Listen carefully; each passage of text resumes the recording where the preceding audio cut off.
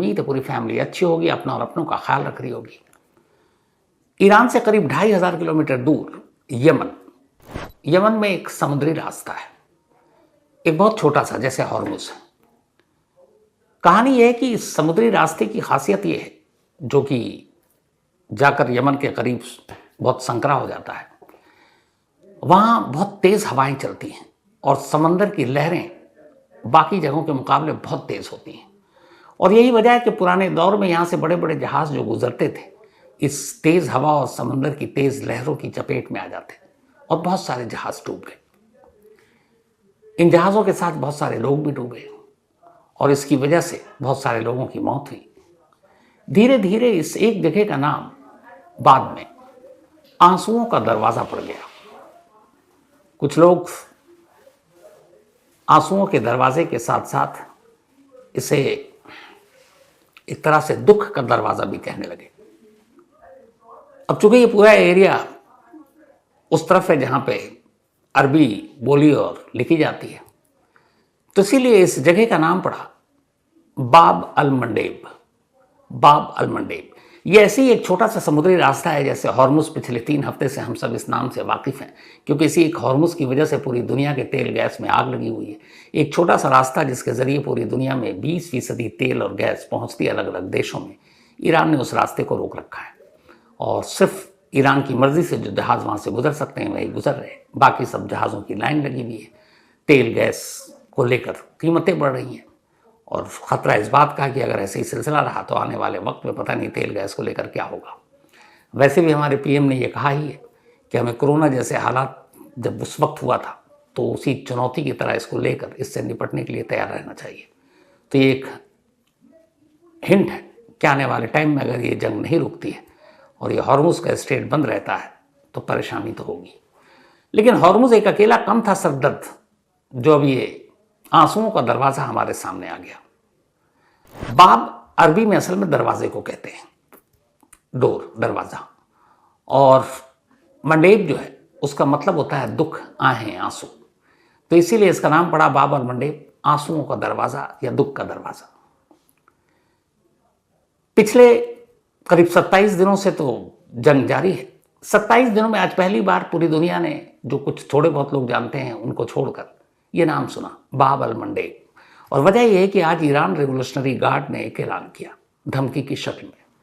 उसने कहा कि अगर उसके द्वीप पर, खासतौर पर उस खार्ग आइलैंड पर जिसकी कहानी मैं आपको सुना चुका हूँ, अमेरिका हमला करेगा तो वो बाब अल मंडेब यानी इस आंसुओं के दरवाजे को भी बंद कर देगा, जैसे हॉर्मुज को किया है। असल में ईरानी रेवोल्यूशनरी गार्ड ने खुफिया रिपोर्ट के आधार पर कहा है कि अमेरिका अपनी सेना के जरिए खार्ग द्वीप पर हमला कर इसे अपने कब्जे में लेना चाहता है और ईरान की लाइफलाइन है ये। तो इसीलिए पलटवार करते हुए ईरान ने कहा, और ये भी कहा कि अरब के एक देश ईरान की इस मामले में अमेरिका की मदद कर रहे हैं, तो उसने उस देश को भी धमकी दी और साथ में उससे बड़ी धमकी पूरी दुनिया को दे दी कि हम बाब अल मंडेब को बंद कर देंगे। अब सोचिए कि हॉर्मुज से 20% तेल पूरी दुनिया के देशों तक पहुंचती है और ये जो बाब अल मंडेब आइलैंड है, समुद्री रास्ता है संकरा सा, यहाँ से 12%, 12% ऑयल एंड गैस दुनिया भर के देशों में। तो अगर हॉर्मुज और बाब अल मंडेब दोनों को मिला दें तो 32%, 32% तेल और गैस की सप्लाई इन्हीं 2 समुद्री रास्तों से होता है। अब अगर 32% में बाधित हो गया मामला, तेल और गैस के जहाज़ों को रोक दिया गया, 32% मतलब आप समझ रहे हैं, तो फिर क्या हाल होगा उन देशों का जहाँ तक ये तेल और गैस पहुँचते हैं। बूंद बूंद के लिए लोग तरसने लगेंगे, घरों में चूल्हा जलना बंद हो जाएगा, सड़कों पर गाड़ियाँ दौड़नी बंद हो जाएंगी, कल कारखाने, जहाज सब रुक जाएंगे। और इसीलिए इस धमकी ने दुनिया को परेशान कर दिया है। आखिर ऐसी क्या अहमियत है बाब अल मंडेब की, जिसकी वजह से दुनिया आज डर गई ईरान की इस धमकी से, और ईरान ने आज ही ऐलान किया। असल में ये जो बाब अल मंडेब है, स्ट्रेट है, ये वही समुद्री रास्ता, 30-34 किलोमीटर चौड़ाई है इसकी टोटल, और हॉर्मुज से बड़ा मिलता जुलता है। संकरा रास्ता है, तो यहाँ पे आप ये नहीं कि इधर से उधर से निकल गए, तो वहाँ कंट्रोल करना इस रास्ते को बड़ा आसान है। हालांकि ये ईरान से 2500 किलोमीटर दूर यमन में पड़ता है और यमन में ईरान सपोर्टर हूती हैं जो लगातार इजराइल पर हमले करते हैं, ईरान उन्हें मदद करता है। तो इस बाब अल मंडेब पर एक तरह से हूतियों का अच्छा खासा दबदबा है। बिना हूतियों के मर्जी के यहाँ से जहाज़ नहीं गुजर सकता, और हूती अक्सर अपने दुश्मन जहाज़ों पर लगातार पूरे साल हमले करते रहते हैं। कहते हैं कि पिछले 1 साल में वेस्टर्न कंट्रीज़ ने, पश्चिमी देशों ने, इस रूट पर हूतियों के हमलों को रोकने के लिए कई अरब डॉलर खर्च कर दिए, लेकिन फिर भी पिछले 1 साल में ही 4 बड़े मालवाहक जहाज़ डुबो दिए गए। मिसाइल और ड्रोन से हूती हमेशा यहाँ हमले करते हैं। अब अगर ईरान की इसमें मर्जी शामिल हो गई, हूती पहले से ही ईरान के साथ है, तो फिर कोई भी जहाज़ गुजरने से डरेगा। वैसे भी बहुत सारी जो ग्लोबल शिपिंग कंपनियां हैं वो इस रास्ते को अवॉइड करती हैं कि नहीं, उधर हूती का खर्चा है, वो खतरा है, कहीं मार न दे, तो पहले से डरे। अब अगर ईरान का हाथ आ गया तो फिर बड़ी बड़ी शिपिंग कंपनियां पीछे हट जाएंगी, तो फिर क्या होगा। और ये रास्ता इतना इम्पॉर्टेंट है कि बाब अल मंडेब से यूरोप, एशिया और मिडिल ईस्ट तीनों के रास्ते मिलते हैं, और ये आगे जाकर स्वेज नहर से जुड़ता है, जहाँ स्वेज नहर से फिर पूरी दुनिया में एक और बड़ी तेल और गैस की सप्लाई लाइन है वो। तो अगर यहाँ से सिर्फ इस बाब अल मंडेब की अगर मैं बात करूँ, 1 साल में इस रास्ते से $1 ट्रिलियन यानी अराउंड 94 लाख करोड़ रुपीस का कारोबार होता है, और इसमें मेजॉरिटी तेल और गैस है। हर दिन यहाँ पर डे 45 लाख बैरल तेल यहाँ से ट्रांसपोर्ट होता है इस रूट से। इसी बाब अल मंडेब से समुद्री रास्ते से 10% तेल कुल ओवरऑल और LNG की सप्लाई की जाती है, जो दुनिया के अलग अलग देशों में पहुंचती है। तो अगर इसको और हॉर्मुज़ को मिला दें तो 32% तेल में आग लग जाएगी। तो अब पूरी दुनिया के देश ये गौर कर रहे हैं कि अगर ईरान की धमकी सचमुच सच हो गई तो क्या होगा, अल्टरनेट क्या है।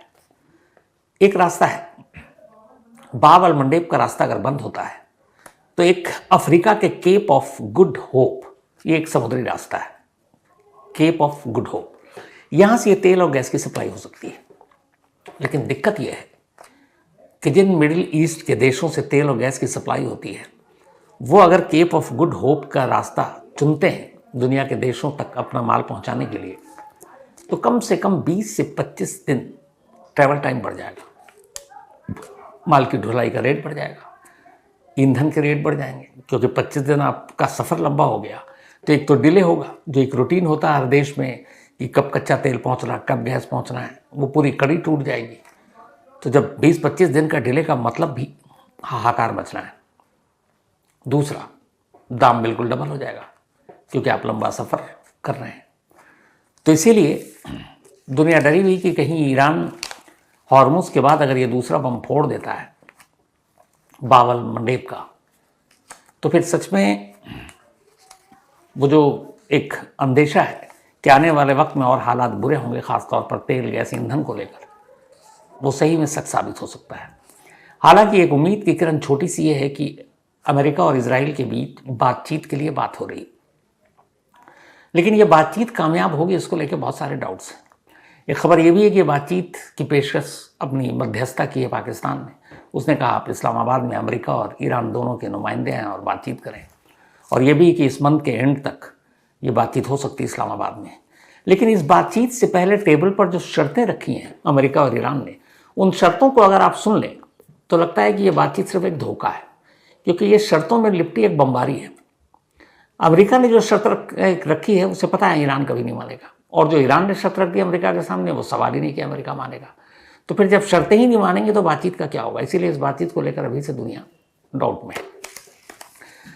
अमेरिका ने कुल 15 सूत्री एक फॉर्मूला दिया है, या 15 आप कहें कि शर्त है उसकी इस युद्ध विराम या जंग को रोकने के लिए, और उसने ईरान के सामने ये 15 मांग रखी है।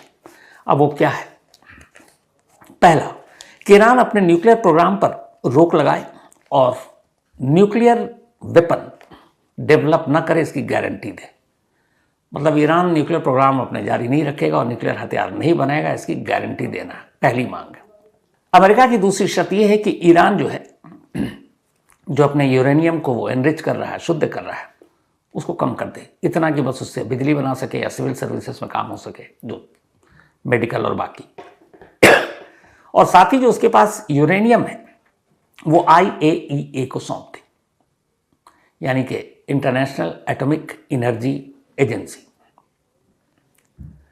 ईरान शुरू से कह रहा है कि हम यूरेनियम किसी तीसरे देश को तो देंगे नहीं या किसी एजेंसी को, रहेगा हमारे पास। तीसरी जो डिमांड है, जो शर्त है अमेरिका की, कि बैलिस्टिक और क्रूज मिसाइल प्रोग्राम पर कंट्रोल करे या कम कर दे। ईरान की ताकत ही बैलिस्टिक मिसाइल है और इस 27 दिन की जंग में ईरान के बैलिस्टिक मिसाइल ने ही एक कहर मचाया हुआ था, तो उसको कैसे बंद कर सकता है, सोच से परे की चीज़ है। चौथा है कि हॉर्मुज को पूरी तरह खोले और जहाज़ों को सुरक्षित रास्ता दे। हॉर्मुज को खोला जा सकता है, रास्ता दिया जा सकता है। ये ईरान की तरफ से इशारा भी, उसने तो बार बार ये कह रहा है कि हमने बंद नहीं किया, बस ये है कि जो अमेरिका के दोस्त देश हैं उनके जहाज़ों को हम रोक रहे हैं। पांचवा जो अमेरिकी पांचवी शर्त है वो ये है कि ईरानी न्यूक्लियर ठिकानों पर इंटरनेशनल एजेंसियों को बिना शर्त एक्सेस दे। छठा है कि नतांज, फोर्डो और इस्फहान जैसे जो ईरान के न्यूक्लियर ठिकाने हैं उन पर इंटरनेशनल एजेंसियों की पहुंच, एक्सेस की इजाज़त दे दे ताकि वो आए और जांच कर सकें। इसके अलावा हिजबुल्लाह, मिलिशिया जैसे संगठनों को समर्थन कम करे या बंद कर दे। एक शर्त यह भी है कि एक तय वक्त के लिए सीज फायर लागू करे ताकि बातचीत को आगे बढ़ा सके। भविष्य में जंग ना हो इसके लिए ठोस इंटरनेशनल गारंटी दे। समुद्री और एनर्जी इंफ्रास्ट्रक्चर की सुरक्षा तय करे। ईरान की मिसाइल रेंज और इस्तेमाल सिर्फ सेल्फ डिफेंस में हो, ये इसकी गारंटी दे। बदले में अमेरिका कहता है इस शर्त में कि ईरान पर जितने भी आर्थिक प्रतिबंध लगे हैं उसे पूरी तरह या फेज वाइज हम हटा देंगे। सिविल न्यूक्लियर प्रोग्राम और एनर्जी सेक्टर के लिए इंटरनेशनल मदद देंगे ईरान को। मिडिल ईस्ट में शांति और स्टेबिलिटी के लिए एक रोड मैप बनाया जाए। अब ये 15 शर्तें हैं अमेरिका की। अब इन 15 शर्तों में अगर आप जाएं तो इसमें कुछ शर्तें ऐसी हैं जो ईरान शुरू से करा कि हम नहीं मानेंगे। वो अपना यूरेनियम किसी देश को देगा नहीं। इससे पहले ट्रंप ये कह रहे थे कि यूरेनियम पे हम कब्जा करेंगे, अब उन्होंने कहा है नहीं, इंटरनेशनल एजेंसी को दे दो आप एटॉमिक एनर्जी को, पर वो उसके लिए भी तैयार नहीं होगा। दूसरा, हिजबुल्लाह, मिलिशिया जैसे संगठनों को वो सपोर्ट न दे, ये हो नहीं सकता, क्योंकि हिजबुल्लाह हो, चाहे हमास हो या हुती हो या मलेशिया हो, ये वो गुट है जो फिलिस्तीन के नाम पर इजराइल से लड़ते हैं और ईरान इनको बैक करता है, तो इन संगठनों को वो छोड़ नहीं सकता है। तो ये तो रही पहले अमेरिका की शर्तें। अब पलटवार करते हुए ईरान ने 5 शर्तें अमेरिका के सामने रखी। वो 5 शर्तें कौन सी हैं? पहली, कि दुश्मन की तरफ से हो रहे हमले और कत्लेआम फौरन पूरी तरह से रोक दिए जाए। ये ईरान की पहली शर्त है बातचीत के लिए। दूसरी शर्त, ईरान पर दोबारा जंग न थोपी जाए। तीसरी शर्त, जंग से जो नुकसान हुआ है उसके मुआवजे की गारंटी मिले। चौथी शर्त, पूरे मोर्चे पर, पूरे इलाके में जितने भी शामिल सभी छोटे समूह या गुट हैं उनके लिए भी युद्ध खत्म हो। अब यहाँ जो छोटे समूह और ये हैं, ये वही उन्हीं हिजबुल्लाह, हमास और हुती और मलेशिया की बातें कर रहा है ईरान। पांचवा, स्टेट ऑफ हॉर्मुज पर ईरान के कंट्रोल को लेकर इंटरनेशनल मान्यता दे और गारंटी दे। अब ये ईरान की 5 शर्तें हैं। अब इसमें प्रॉब्लम क्या है? अमेरिका कहाँ से मानेगा? अगर अमेरिका ने हॉर्मुज पर ईरान के कंट्रोल को या इंटरनेशनल कम्युनिटी ने एक तरह से दे दिया कि ठीक है तुम्हारा कंट्रोल और मान्यता दे रहे हो, हॉर्मुज तुम्हारा ये पूरी तरह से, तो इससे होगा ये कि एक तो सारे मिडिल ईस्ट के देश नाराज हो जाएंगे। क्यों? क्योंकि उनका मैक्सिमम तेल और गैस इसी हॉर्मुज के रास्ते से जाता है। अब जब हॉर्मुज ईरान की पूरी तरह मिल्कियत हो जाएगी तो फिर उनकी मर्जी के बिना एक तो ये गुजरेंगे नहीं, और दूसरा ईरान ने ये कहा कि हम हॉर्मुज पर टोल टैक्स लगाएंगे। जैसे भी हम लोग हाईवे से गुजरते हैं तो टोल देना पड़ता है, तो उसका कहना है कि चूंकि ये हमारा है, हमारे रास्ते से गुजरते हो तो एक आपको फीस देनी पड़ेगी। तो टोल टैक्स अगर वो लगा देगा ईरान, अब वो उसकी मर्जी कितना लगाता है, तो फिर तेल की कीमत पर एक तरह से ईरान का कंट्रोल होगा। पूरी दुनिया में तेल की कीमत क्या होगा? टोल टैक्स और उसके जरिए। और ईरान की संसद में ये बिल भी लाने की कोशिश की जा रही है कि इस हॉर्मुज के लिए एक टोल टैक्स फिक्स किया जाए। तो ईरान की ये गारंटी मांगना कि हॉर्मुज पर हमें इंटरनेशनल आप मान्यता दीजिए, अमेरिका कभी नहीं मानेगा। जितने भी युद्ध में शामिल हैं आसपास के, उन सभी के लिए जंग बंद कर दो। ईरान की यह शर्त अमेरिका मान भी ले, इजराइल नाराज हो जाएगा। क्यों? क्योंकि ईरान यहाँ हमास, हिजबुल्लाह और इन सारे गुटों के लिए बात कर रहा है कि इन सब के लिए भी जंग बंद हो। इजराइल कभी ऐसा करेगा नहीं। इसके अलावा बात करते हैं, जो मुआवजे की बात कर रहे हैं कि जो 28 फरवरी से जो जंग शुरू हुई उसमें नुकसान हुआ। हालांकि कभी ईरान की तरफ से ये नहीं आया कि इसमें कितने पैसे, लेकिन कहते हैं कि जो मुआवजे की रकम है, 1-2 रिपोर्ट आई है अमेरिकी मीडिया की तरफ से, उसके हिसाब से 500 अरब डॉलर, 500 अरब डॉलर। क्योंकि ईरान का कहना है कि अमेरिका और इजराइल की बमबारी में उसके न्यूक्लियर साइट्स, उसके बिजली, उसके गैस, उसके जो रिहायशी इलाके, उसके आइलैंड, खार्ग आइलैंड, इन सबको भारी नुकसान हुआ है। तो इन सब के नुकसान की भरपाई के लिए इस जंग की वजह से जो बम गिराकर किया है अमेरिका और इजराइल ने, 500 अरब डॉलर का मुआवजा, एक रफली फिगर है ये।